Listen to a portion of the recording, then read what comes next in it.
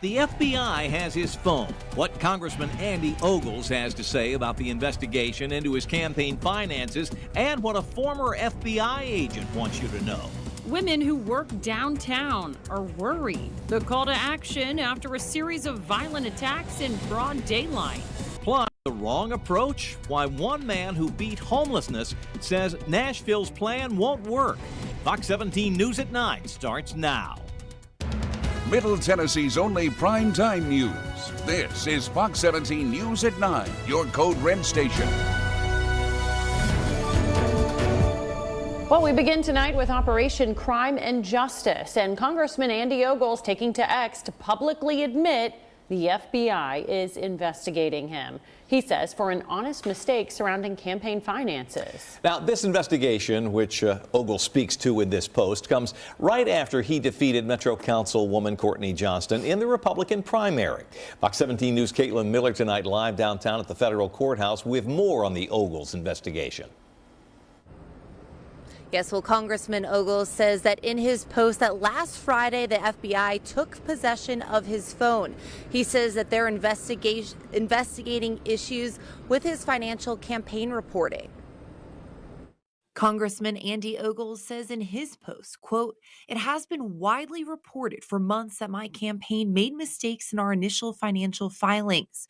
We have diligently worked with attorneys and reporting experts to correct the errors and ensure compliance moving forward." Fox 17 News spoke with retired FBI agent Scott Augenbaum to gain insight into the investigation. During my time as an FBI agent, whenever we believed there was enough probable cause that there was certain evidence that existed that we needed to further an investigation, we would have to write a search warrant affidavit. Augenbaum explains they would take the facts to a magistrate or a judge if there was probable cause. Investigators would get a search warrant, which is what happened here with Ogles. It never looks good when someone does a search warrant on you, but we have to remember that everyone is innocent until they are proven guilty. Ogles says he will fully cooperate with the FBI, just like he has with the Federal Election Commission. Fox 17 News reached out to the FBI and the U.S. Department of Justice to get more information. But the FBI says they cannot confirm or deny the incident, and the DOJ says they have no comment. Augenbaum adds this investigation could be a lengthy process. And Ogles says that he is confident that the investigation will show that these discrepancies were an honest mistake and nothing more. And Fox 17 News will continue to look into this and keep you updated with the process. Reporting live from downtown, I'm Caitlin Miller, Fox 17 News, your Code Red station. The best way I could put it is utter terror and overall frustration. In Operation Crime and Justice, community outrage after Metro Police say two men brutally attacked four women downtown in 1 week. Now, the majority of the violence happened in broad daylight, and these suspects have long rap sheets. Fox 17 News' Kylie Walker joining us live at 5th and Broadway, where she took community concerns right to Metro's police chief. That's right, and according to court documents, these women were just trying to walk to their car, get home from work, or use a public restroom. Instead, they were dragged into an alley, threatened with their life, or beat with a baseball bat. That now leaves many asking the question, how did these men, these repeat offenders, get out of jail the first time? These men accused of attacking a total of 4 women this past week. Those attacks unrelated, and Metro Police say the men didn't know the victims. Jacob Harrison Thompson, an ex-con, and Deontez Drew, a registered sex offender, released from jail hours before officers arrested him again. Frustrating that nothing's getting done to prevent these matters, or to keep these people, especially these repeat offenders, locked up and kept away, not only from women, but just general society. Because Gabby McClellan worked downtown for 2 years and is now calling for stricter consequences and more action from Metro leaders. We shouldn't be afraid to walk out of our own front doors or just walk to the street. It's terrifying knowing that I can't go anywhere or do anything without carrying something to protect me. These concerns are shared with Taryn Stubach. She says she and her friends only step out in groups. I've had encounters downtown with people grabbing, roping when it wasn't wanted. I've seen many people that I don't know have that happen to them. I've seen people I do know have it happen to them. So we took these concerns to Metro Police at Nashville's Night Out Against Crime. Do you think that there is adequate enforcement downtown? Because most of those attacks did happen during the day. Are there less officers down during the day? No, I think we have adequate resources down here. Central Precinct is 3.5 square miles, and we have more resources than some of the precincts that have 100 square miles. And so it's enough resources, it's just crime happens. Chief John Drake with MMPD says along with a heavy police presence, they have strong partnerships with downtown businesses and agencies like the Sexual Assault Center. Now, Chief Drake does believe that Nashville overall is a safe city. However, he does urge people to always stay vigilant and watch your surroundings. For now, reporting live in downtown Nashville, I'm Kylie Walker, Fox 17 News, your Code Red station. Kylie, thank you. Continuing coverage as Metro Police host a Night Out Against Crime event downtown at 5th and Broadway. It's a long-standing event for Metro Police, an opportunity for officers to get to know the people who live and work in this particular area. Police Chief Drake, as you saw, was down there along with 24 of his officers, and residents like Chris Clouda were glad to see them. I just appreciate, I think police presence is great. Friendly police presence, so I think it's a great thing. And lots of other organizations here as well. Metro Fire Department was among them. They had a lot of folks there as well. Now, police hosted at least 4 other night out events in other parts of the city tonight, including Madison, East Nashville, and Edge Hill. Well, the sunset on summer break has transitioned into a brand new school year. About 80,000 Metro students went back to class today. In addition to more student resource officers in elementary schools, Metro is also working to outpace the city's exploding growth, announcing how the district plans to stay on top of it. Posing for pictures in their new first day of school outfits, students are stepping foot on campus 1 grade older, and some are starting school for the very first time. We have been waiting for today. We've been hard at work planning the last few months. I'm excited to welcome our students back. Of course, they're coming back from last school year, achieving at some of the highest levels that we've experienced as a school district. The rapid growth of Greater Nashville is putting more of a demand on schools and resources. Metro calls it a good problem to have. Highest compliment you can pay a city is to choose to live there. And so as new people are making that choice, we know that this level investment in schools will support that ongoing growth as much as other investments in transportation and infrastructure. Last year, Metro opened James Lawson High School in Bellevue, a 274-acre replacement facility for Hillwood High School. And north of the city, the brand new Goodlettsville Elementary School opened its doors. This year, Metro is breaking ground on 3 new elementary schools and planning to add on to at least 2 others. All while Metro claims it has the capacity to handle the responsibility of each enrolled student's education. Our students are really returning to us performing at higher levels. And so that is a responsiveness that we have to have as a school district, being prepared to move students forward regardless of where they are. And we want to know what you think. In our viewer poll tonight, we're asking the question, with recent growth in Nashville and the surrounding area, do you think that your school is prepared to handle more students? 217 people weighing in tonight. 89.4% say no. 10.6% say yes. This poll live right now. To cast your vote, you can scan the QR code right there on your screen. It will take you to our X page. Our handle is @FoxNashville. We'll show you updated poll results here a little later in the newscast. And staying with back to school, school leaders in Warren County, the McMinnville area, are using a new tool to help address the distraction of cell phones in class. They bought security pouches like the one you see right there. Students put phones in these pouches at the beginning of the day. Then the pouches are electronically locked up. They stay locked all day long. Students carry the pouches with them, and then the teacher at the end of the day will unlock them as they take them home. Well, as our mid-state children head back to class, we here at Fox 17 are asking parents to share their pictures from first day pics to what you're packing for lunch. Just go to our website, fox17.com, and click on the Chime In tab. Just ahead, the wrong approach, what a man who beat homelessness. We were a family and we were a community. Tonight in the high cost of homelessness, a man who beat drug addiction and homelessness here in Nashville says city leaders are doing it the wrong way. Well, he says money alone will not solve the city's homeless crisis, pointing to the $50 million that city leaders have already committed since 2022. Fox 17 News' Karen Aguilar shows us what he says will work.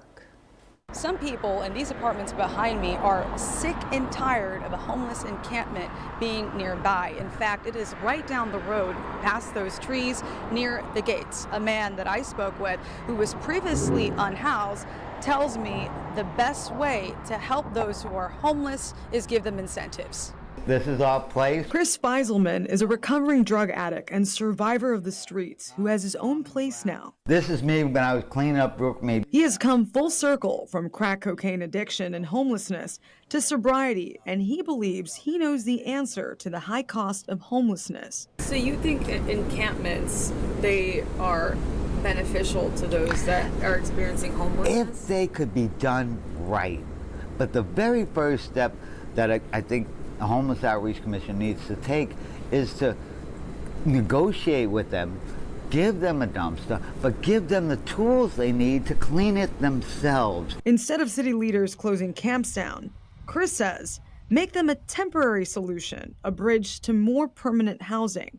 But community advocates like Barry Dupnick say camps like Old Tent City have to go. There's just such a huge amount of trash, violence, and crime that goes on down there, which is super concerning. Metro has open land. Chris suggests they use it to create camps they can regulate and offer a hand up. He says having the homeless selling pamphlets like these is better than them holding signs begging for money. They need a negotiator, a liaison, somebody they trust. Dupnick concedes something like that might work if there was a police presence.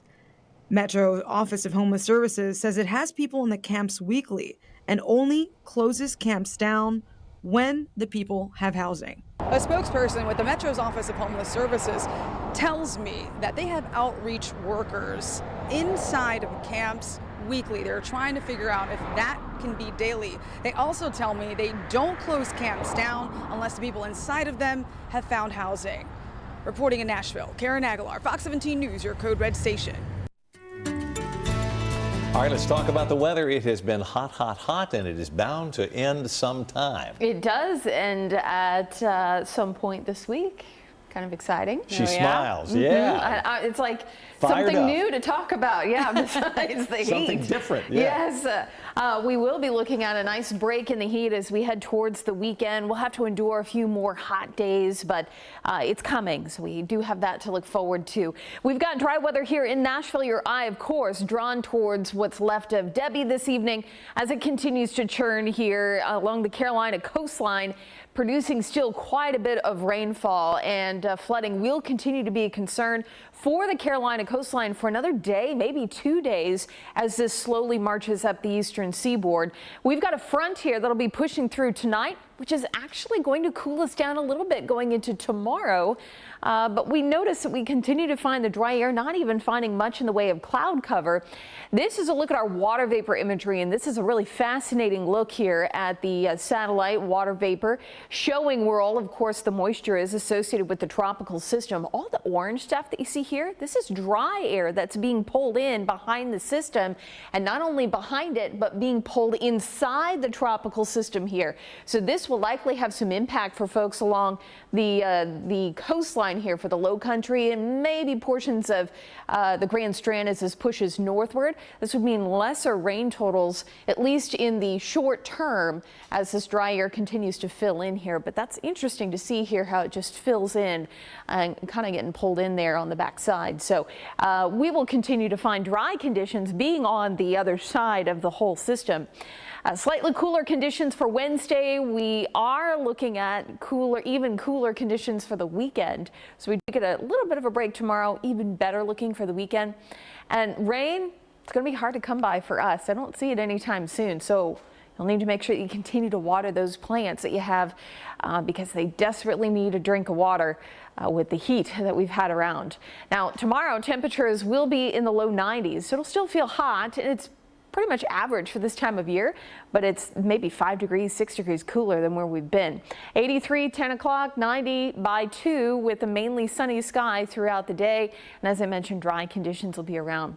So Debbie continues its way up the East Coast. We are dry here through tomorrow evening. Thursday, same thing. We do have another front that'll be coming in by Thursday night into early Friday, and that is going to be the secondary shot of cool air and less humid air. Something else I want to note as well. So as we get toward the weekend, it'll be feeling much better. As we take a look at your forecast here hour by hour, temperatures will start off still pretty warm for tomorrow morning, but we'll climb quickly here into those low 90s as we head towards the afternoon, all the while looking at that sunshine that'll be with us throughout the day. We'll talk more about this cool down that's on the way, how cool those overnight lows could look later this weekend. We'll talk about it in your Fox 17 Code Red forecast. I'm Atrell Nashar in Philadelphia with how Vice President Kamala Harris just introduced her running mate. In politics, Vice President Kamala Harris and her new running mate, Minnesota Governor Tim Walz, are hitting the campaign trail. Fox 17 News' Atrell Nashar takes a look at what Walz adds. And by the way, you can vote on this issue by scanning the QR code that will appear here shortly on your screen. The Veep stakes is over. Vice President Harris and Governor Walz making their debut as running mates. Harris acknowledges the tight timeline they're facing to win over voters this late in the game. Thank you for bringing back the joy. A Minnesotan set to join the Democratic presidential ticket. We are the underdogs in this race, but we have the momentum, and I know exactly what we are up against. It marks the end of an intense vetting process that came down to Walz and Pennsylvania Governor Josh Shapiro. Harris clearly focused on keeping the party unified. I am so invested in our friendship in doing this together, because together with Josh Shapiro, we will win Pennsylvania. For much of the country, Tuesday night was their first impression of Walz, a two-term governor, former teacher who served in Congress and the Army National Guard. Minnesota's strength comes from our values, our commitment to working together, to seeing past our differences, to always being willing to lend a helping hand. Walz demonstrating his Midwestern, no-frills style of going after former President Donald Trump. Make no mistake, violent crime was up under Donald Trump. That's not even counting the crimes he committed. And his Republican counterpart, Republican VP nominee, Ohio Senator J.D. Vance. I gotta tell you, I can't wait to debate the guy. He'll be close by these next few days. Vance is set to follow Harris and Walz on their swing state tour with counter events in Wisconsin and Michigan. I think that what Tim Walz's selection says is that Kamala Harris has bent the knee to the far left of her party, which is what she always does. Republicans now crafting their strategy for going after Walz. We're already seeing them criticize his handling of the Minneapolis protests in 2020, labeling him a radical progressive. Of course, both parties are honing their messaging ahead of the Democratic National Convention, which kicks off in Chicago on August 19th. In Philadelphia, I'm Atrell Nashar.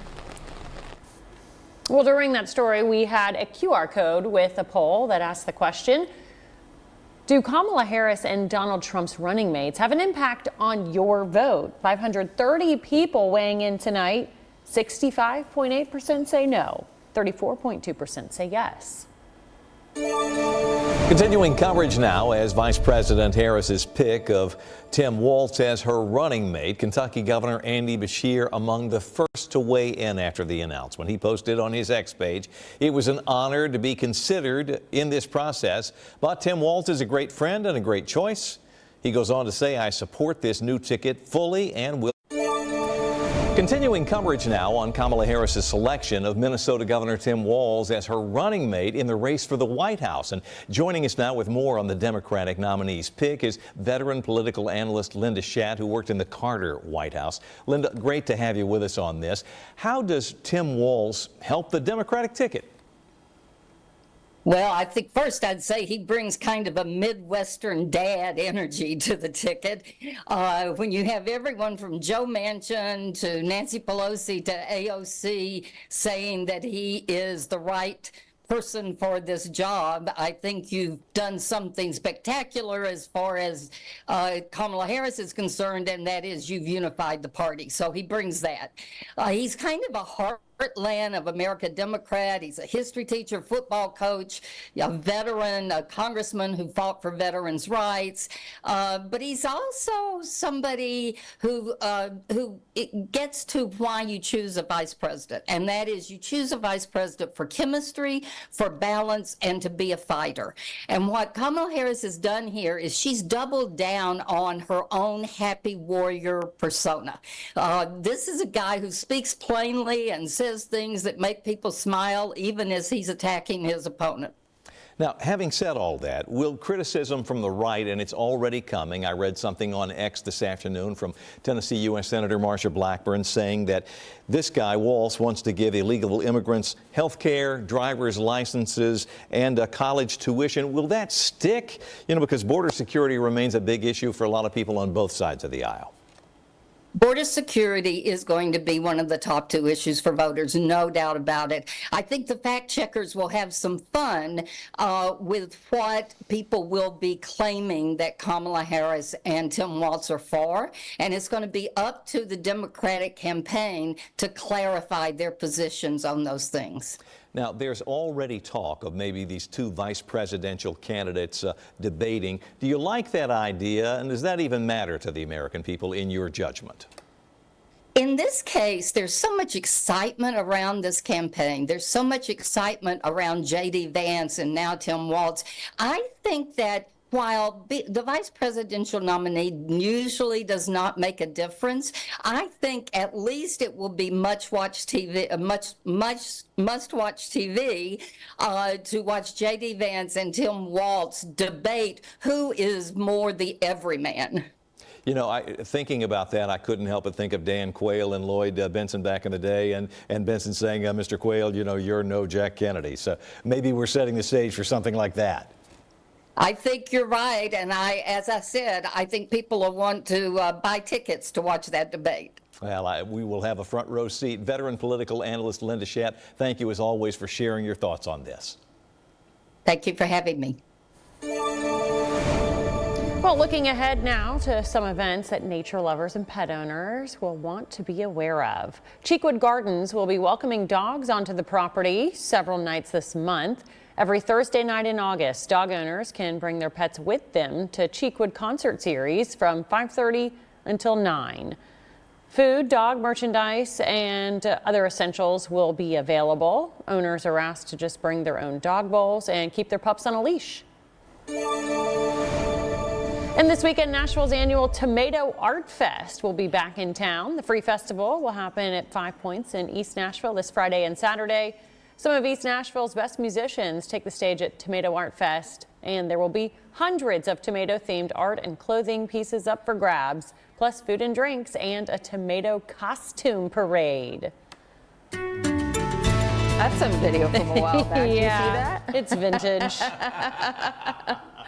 Boy, that's a good, I love that festival, you know. We've done that for a while, and it's going to be a great weekend for it, too, in East Nashville. Temperatures are going to be in the mid-80s. So in years past, it's always been pretty hot, pretty humid. This weekend, we are really in luck for some nice weather come Saturday and Sunday. Live look downtown on Broadway here, and things pretty quiet for this evening. It's still pretty warm, though. Temperatures hovering in those 80s still. And as we head into tomorrow, right around average for this time of year. 92 in Nashville, Murfreesboro around 91, Cookeville 88, and Crossville sitting at 90 degrees with Clarksville right around 88 for the afternoon. So it'll be feeling pretty nice even for tomorrow with a weak front passing through overnight tonight.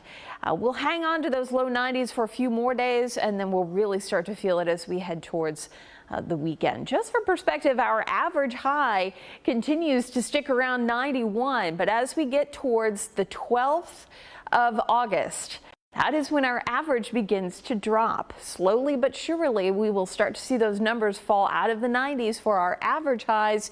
By the end of the month, it's in the upper 80s. So we're starting to see the downward swing here. We're on the top of the bell curve right now, and we will start to see our average highs fall as we head towards the later half of the month. Coming up, we'll talk more about the potentially cooler weekend headed our way. Coming up, Scott. Katie, thank you. Just ahead, the new era at MTSU football, how Derek Mason is building his program with over 50 new players.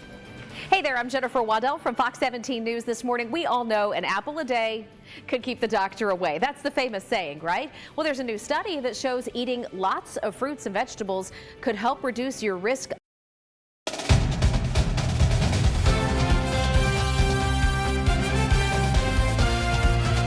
The college football season is almost here, and that means so is the start of the Derek Mason era at MTSU. That's right. The Blue Raiders have more than 50 new players. And as our sports director Jill Jelnick reports, the team is trying to quickly build some chemistry that they will need to win. The NCAA transfer portal has become a crucial part of college football landscape, and one coach that has taken full advantage of it this season is MTSU's Derek Mason. The Blue Raiders have 59 new faces on the team this year. That's over half of their roster.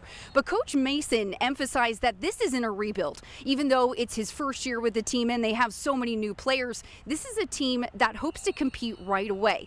And that's the mindset that his players have. People say it's a rebuild. That automatically means, you're probably not going to do well. Coach Mason made it very clear since the day he got here, and we didn't know who the rest of the staff was going to be. We didn't know what players were going to stay and leave in the transfer portal. He made it very clear his goals, his intentions, and he's instilled that in us. If you just come around, feel the practice atmosphere, this don't feel like no rebuild. We're working to be the best. It's detailed and inches and everything we do. Everything is detailed. We're trying to be the best. MTSU is not a rebuild. I mean, we're in a place where, they picked us to finish fourth.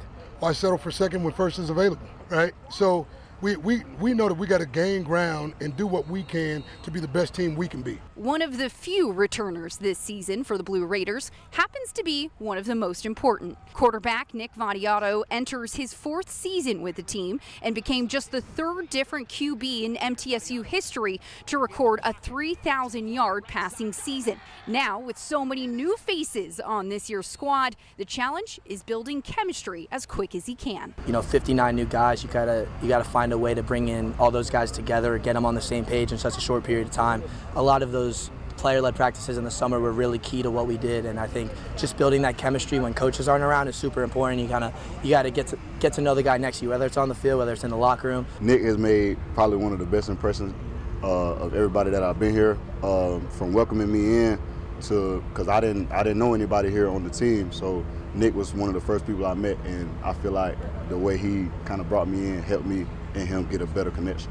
Along with the excitement of a new head coach, there's also a lot of excitement surrounding MTSU's new facility. It's a student-athlete athletic performance facility that will be for all sports and will have meeting rooms, locker rooms, and also coaches' offices, and will be ready at the start of next summer. As for this season, it's coming up quick. The MTSU Blue Raiders open up August 31st right here at home against Tennessee Tech.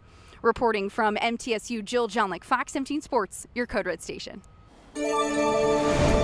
After several hours of hard work, a big fire in the Cookeville area at the Putnam County landfill is now under control. Take a look. Crews with the Putnam County Fire Department spent hours battling this large fire inside the landfill. They sent us these still pics.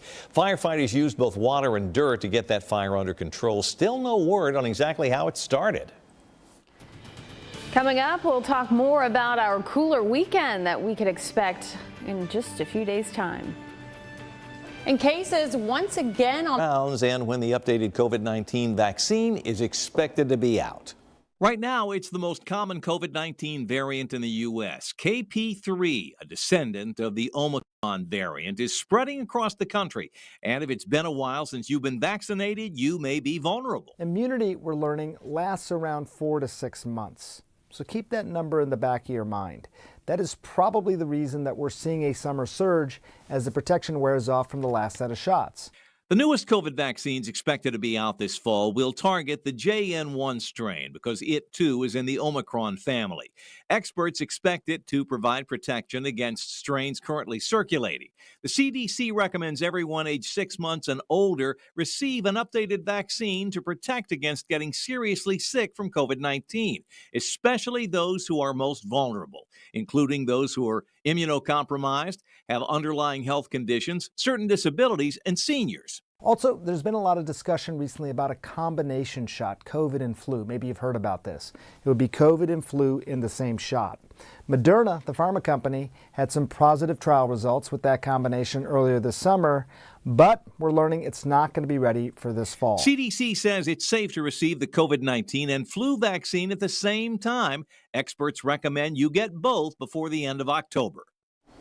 And the CDC says back in mid-May, fewer than a fourth of adults here in the U.S. reported they had received an updated COVID vaccine for the previous season, and less than 15% of our children report being up to date with their COVID-19 vaccinations. Well, first responders from Tennessee are in Florida helping folks recover from deadly Hurricane Debbie. The storm slammed Florida on Monday with heavy rainfall, high winds, and flooded homes. They're expected to be there for 2 weeks, and one of the things that they'll be helping out with is water rescues. We're seeing areas where there's fast-moving water or swift water, and they're able to get into tricky areas where there might be debris or electrical wires or other things that are in the area that present a bigger hazard. Debbie is expected to make a second landfall in South Carolina Thursday. Forecasters say the storm could potentially cause catastrophic flooding as it drops 2 feet of rain. Speaking of which, sometimes, depending on the track, when hurricanes, come up out of the Gulf, we get rain here in Middle Tennessee, but not this time.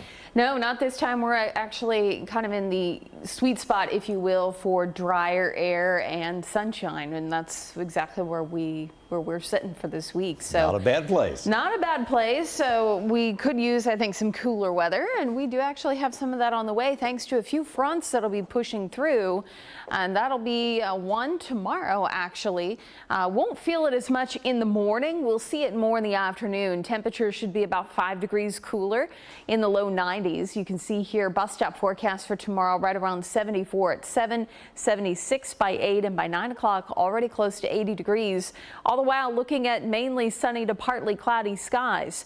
As we take a look at our temperature today, we reached 96 degrees. So we will add that to our total here of days at or above 95. This year has been above average, easy to say here. 25 days now, including today's 96, where we have been at or above 95 degrees. And for perspective, the average in a given year is 13. So we are well above that, not only 90-degree days, but 95 plus. So it has been quite hot this summer here. Nowhere near our record, by the way. The record set back in 1954 of 50 days at or above 95.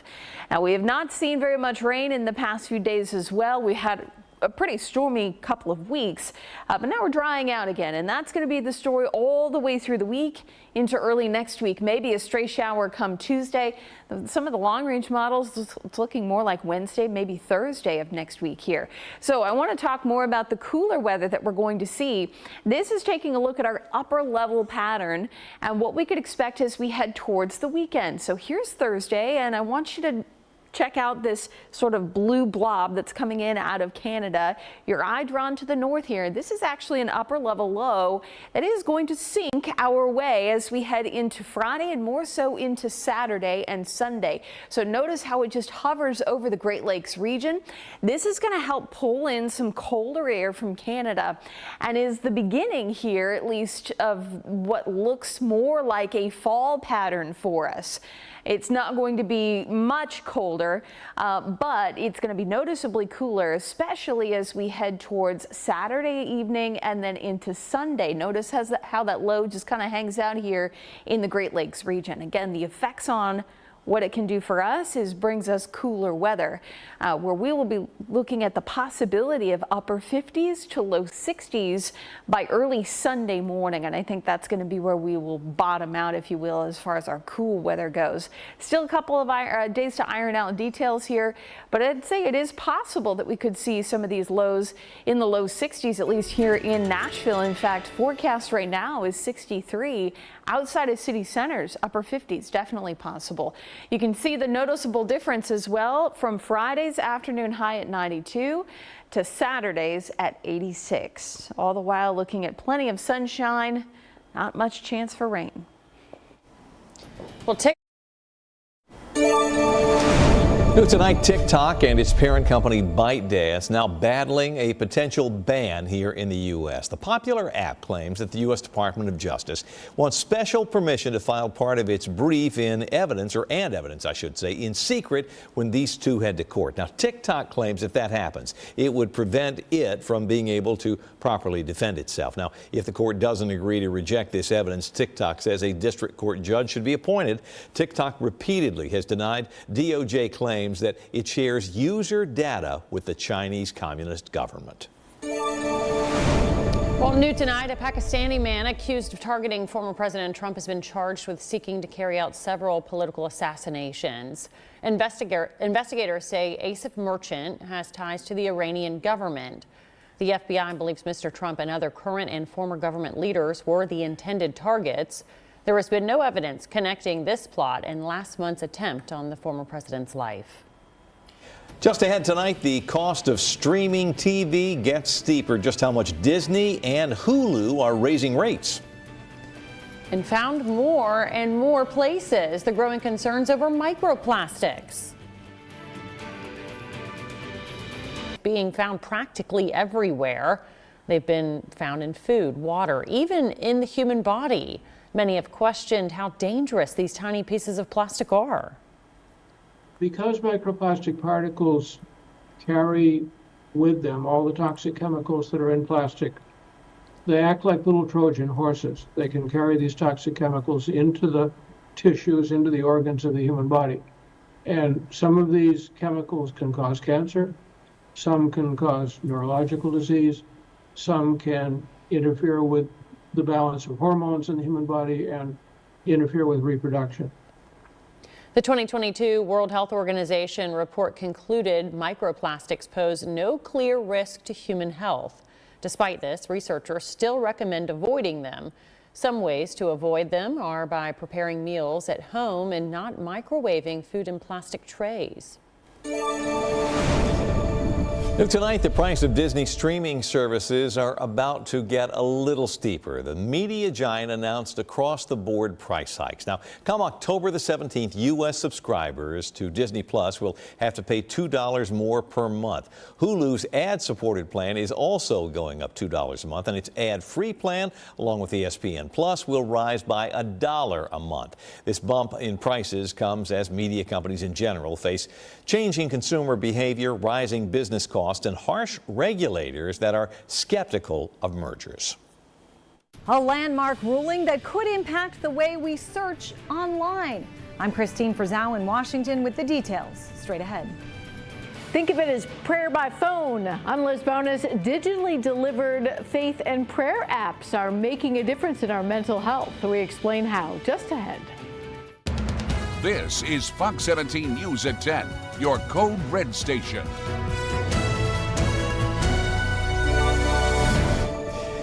We begin tonight with Operation Crime and Justice, and Mid-State Congressman Andy Ogles releasing this statement confirming on X he is being investigated by the FBI. Well, he says the probe is connected to an honest mistake that he made on his campaign finance disclosures.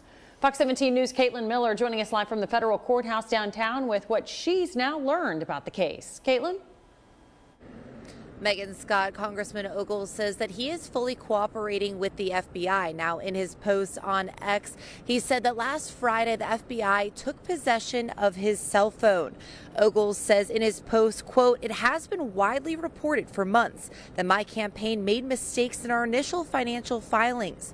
We have diligently worked with attorneys and reporting experts to correct the errors and ensure compliance going forward." Fox 17 News spoke with retired FBI agent Scott Augenbaum to gain insight into the investigation. It never looks good when someone does a search warrant on you, but we have to remember that everyone is innocent until they are proven guilty.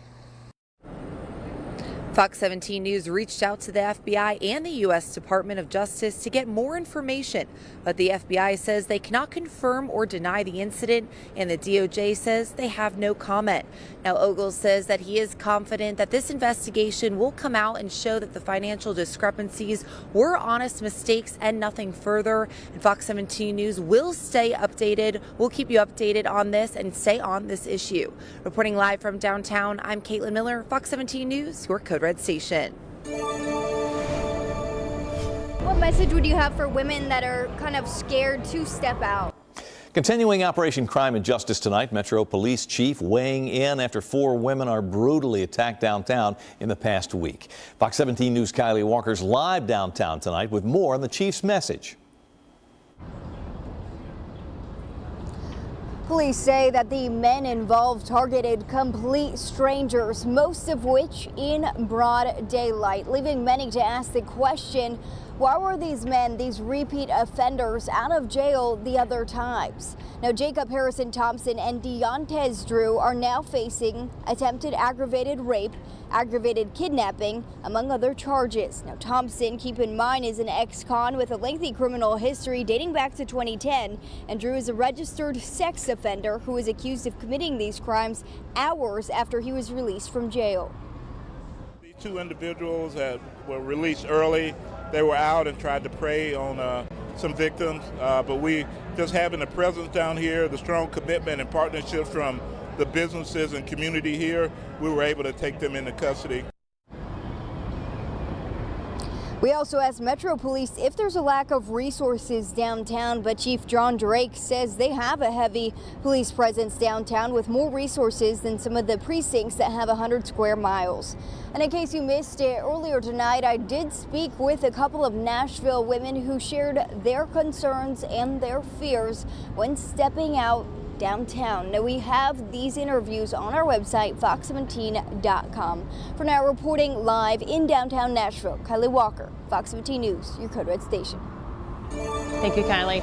In the high cost of homelessness, a man once homeless says that he has the solution to the homeless problem here in Nashville. Chris Feiselman is a recovering drug addict who has his own place now. He believes that he knows how to answer for the high cost of homelessness. Instead of city leaders closing camps down, Feiselman says that should make them a temporary solution, clean them up and provide those living inside the tools that they need to grow. If we could get them to clean up their own camp by giving them the equipment they need, negotiating with them, and we can even reward them for such an action, okay? We can reward them with gift cards. The city says they have outreach workers at camps on a weekly basis. They tell Fox 17 News that they do not close camps without giving people housing. Turning to the weather, first responders from the volunteer state are in Florida tonight, helping victims there who are recovering from Hurricane Debbie. At least 4 people were killed when that Category 1 storm came ashore. Swiftwater search and rescue teams from the Nashville Fire Department, Nashville's Office of Emergency Management, Wilson County OEM, and the Franklin Fire Department are all doing what they can tonight. Spokesperson for Nashville Fire says their deployment is expected to last 14 days. The director of the Federal Emergency Management Agency says this large group is part of a coordinated response created by state emergency managers. It's how states can help each other in times of disaster. So knowing that none of us can have all the capabilities that we need all the time, we built these systems to help make sure that we can share capabilities. Tennessee Emergency Management Agency sent swiftwater rescue teams from East Tennessee to South Carolina, as well as the storm continues to move east with record-setting rain and flooding expected along the east coast. And Katie, I know we were talking, that continues tonight. Yes, it does. And for us here on the other side of this tropical system, we continue to see the dry weather. And that's what we have this evening here, folks, out and about enjoying downtown Broadway, and temperatures still sitting in those low 80s at the moment here. As you can see, our temperature sitting at an 85 in downtown Nashville with a clear sky for the moment. And you can see too from radar that we have not a drop of rain in the state. Showers do continue though on radar this evening in the Carolinas, and it'll continue through tomorrow as well as Debbie continues to slowly march up the coastline, where the flooding threat will also be present. This is a tropical storm warning, by the way, that you see there in red that the Carolinas will continue to see there. Temperatures here stay mild. We're at 74 for the overnight. Murfreesboro, Lebanon right around 71, Lewisburg around 71, and Clarksville sitting at 73 degrees. As we head out the door, these mild temperatures will be with us. Not only that, but we've got that sunshine around for tomorrow morning. So we'll be looking at clear skies, mid 70s, and on our way to the low 90s as we head into the afternoon. We do have some cooler weather to talk about. When we can expect it coming up. Megan. Well, new information after claims a Williamson County school refused a special education meeting with an 11-year-old and her family. Tess Carter has Down syndrome and relies on an individual education plan called an IEP.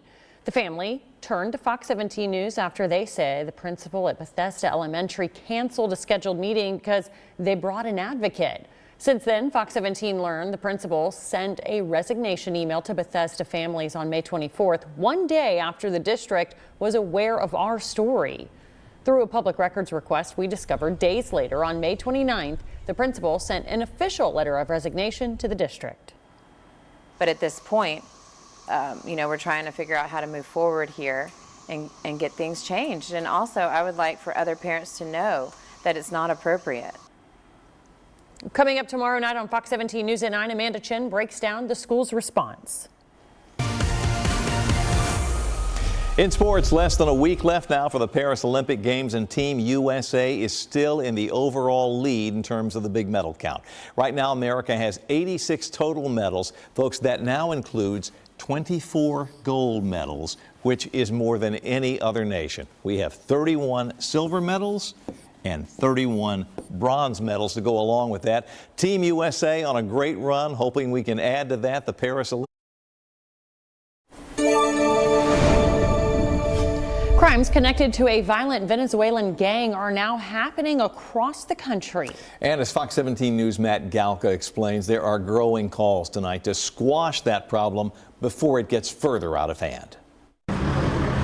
Law enforcement is on high alert over the threat of a gang they say has a growing presence in the United States. The New York Post reports Homeland Security warned agents that members of Venezuelan gang Tren de Aragua have been given a, quote, green light to shoot cops in Denver. The memo from the Chicago office encouraged other agents to be vigilant. We're literally watching a rerun of the same movie. Former acting Customs and Border Protection Commissioner Mark Morgan says the gang rivals the brutality of MS-13. Tren de Aragua members have been connected to murders, trafficking, violent robberies, and attacks on police around the country. We are behind the power curve already, and this administration's reaction was to actually allow Venezuelans to become part of the 400,000 individuals from 4 different countries that they're unlawfully utilizing parole to allow them to come to the United States.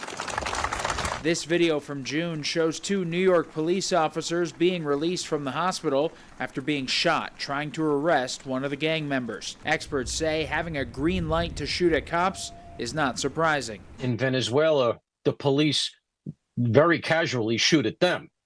And so they feel like, you know what, we're on a par with the police in terms of power and stature.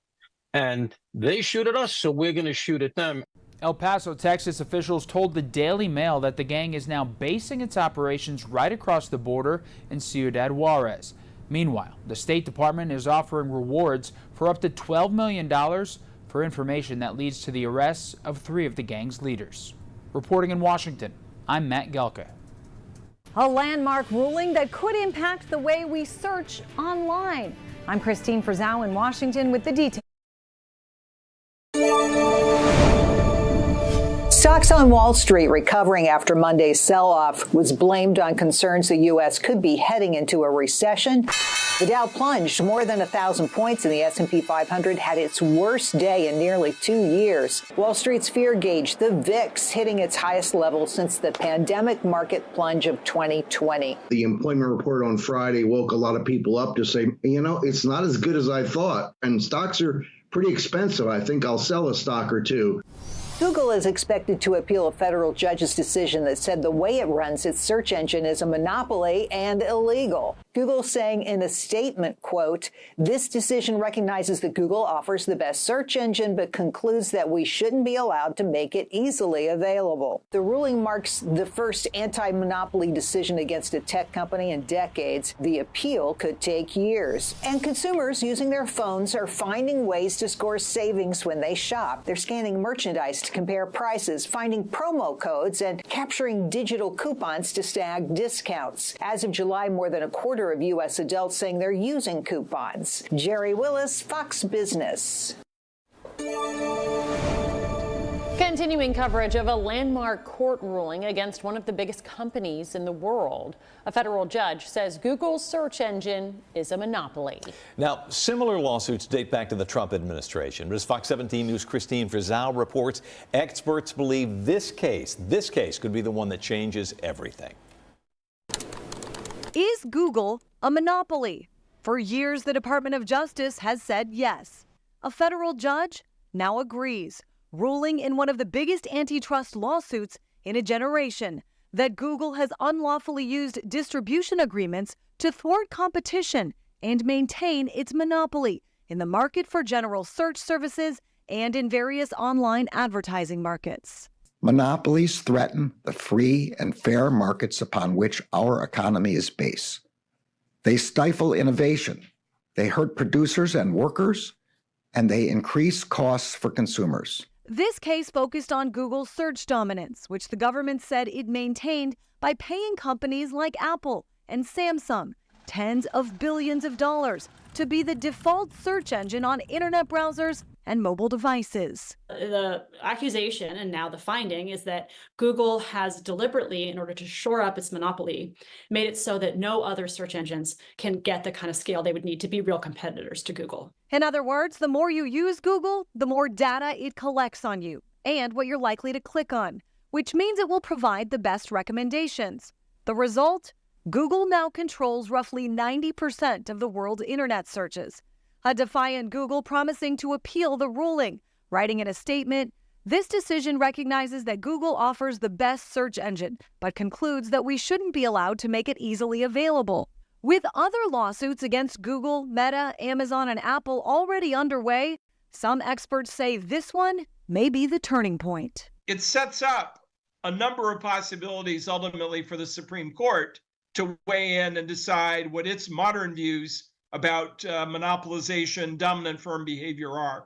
As far as the consequences for Google, they're likely to be laid out in a separate decision that could be months or even years away. In Washington, I'm Christine Frizzau. Let's talk more about what we can expect over the next few days. The quiet weather will continue for us with temperatures hovering in those 90s.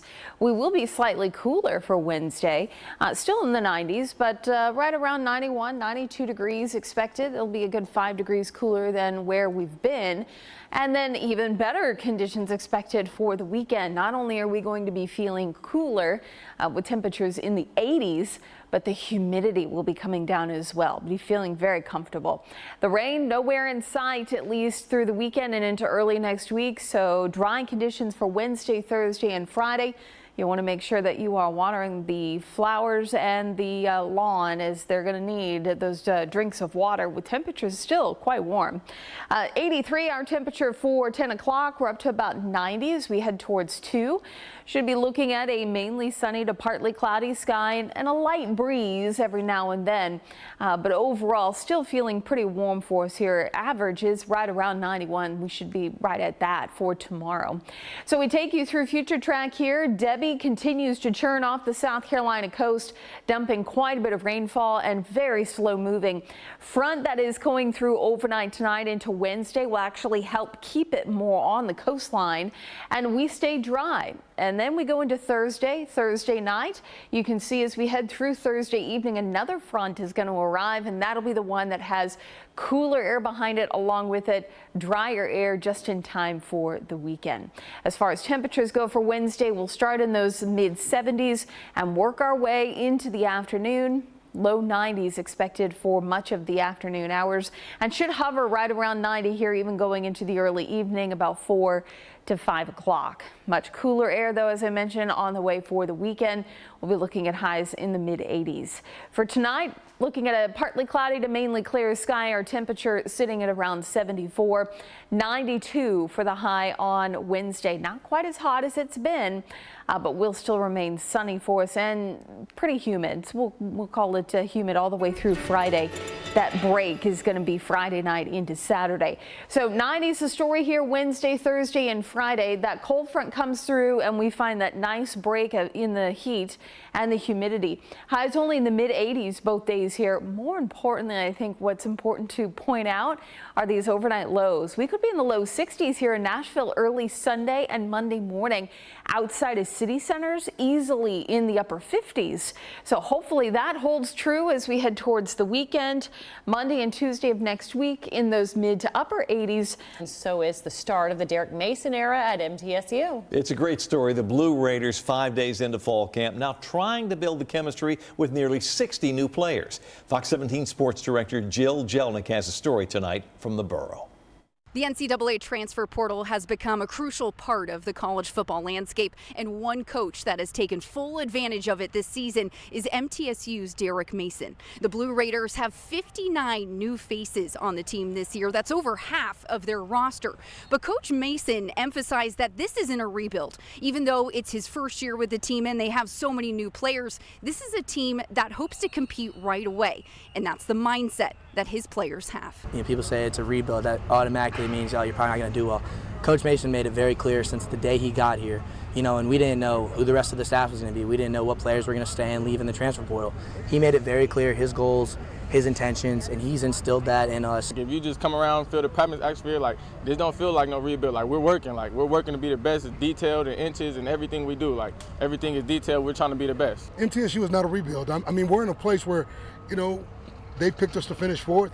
Why settle for second when first is available, right? So we know that we got to gain ground and do what we can to be the best team we can be. One of the few returners this season for the Blue Raiders happens to be one of the most important. Quarterback Nick Vadiato enters his fourth season with the team and became just the third different QB in MTSU history to record a 3,000-yard passing season. Now, with so many new faces on this year's squad, the challenge is building chemistry as quick as he can. You know, 59 new guys, you gotta find a way to bring in all those guys together, get them on the same page in such a short period of time.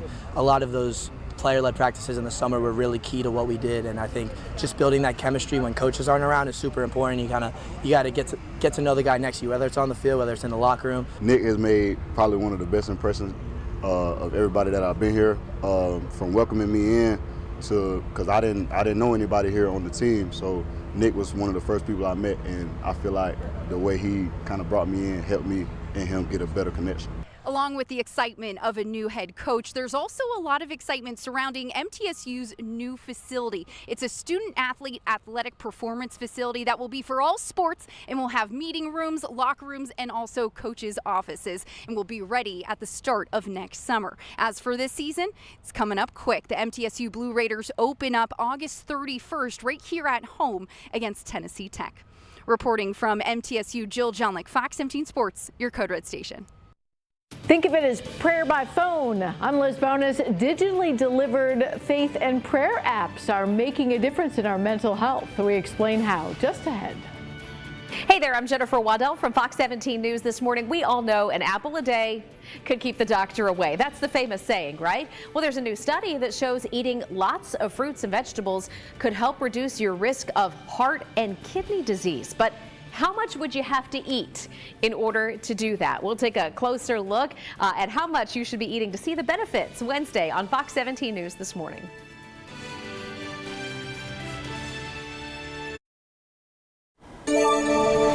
In health news, belief in a higher power could help reduce your anxiety, maybe even help you sleep better. And now, you guessed it, there's an app for that. Fox 17 medical reporter Liz Bonus breaks down new research on why prayer apps can improve your mental health. Hey there, everybody. Digitally delivered faith and prayer now linked to better mental health. According to this new study, especially when you look at 4 areas: stress, anxiety, depression, and how well you sleep, it's okay to call on God. We're all walking around in our lives every day, and on the inside, it is very common to be feeling a sense of anxiety, isolation, depression. As a teaching pastor at Ohio's Crossroads Church, Allie Patterson recently downloaded a prayer app. It's one of many now available, allowing for interaction. So I can leave a prayer request, and guess what happens through the day? As people choose my prayer request and pray for it, or pray for me, I'm actually notified on the front of my phone. Talk about making an impact and not feeling alone. She's not the only one feeling better with the help of prayer by phone, you might say. A study in the Journal of Religion and Health found those who engaged with a prayer app lowered stress levels, anxiety, depression, and nearly all of them said that they slept better. As to perhaps why? As we connect with God, it doesn't surprise me at all to learn that your levels of anxiety, sleeplessness, depression, isolation would all go down because you're connecting to something that gives you a sense of grounding and foundation, a sense that you're not alone, that there are others around you that are also connected to Him. Quick reminder, if you do need mental health help, you can always call the chat line at 988. On that line, help is available in both English and Spanish 24/7. With your health news, I'm Liz Bonus reporting. Another hot day tomorrow. We'll look at cool down as we head towards the weekend, and I think more importantly, less humid air for the weekend as well. So it'll be really nice. That's going to be nice. Last weekend really hot, so this is the payday. It really is, and I know the Titans. I don't think it'll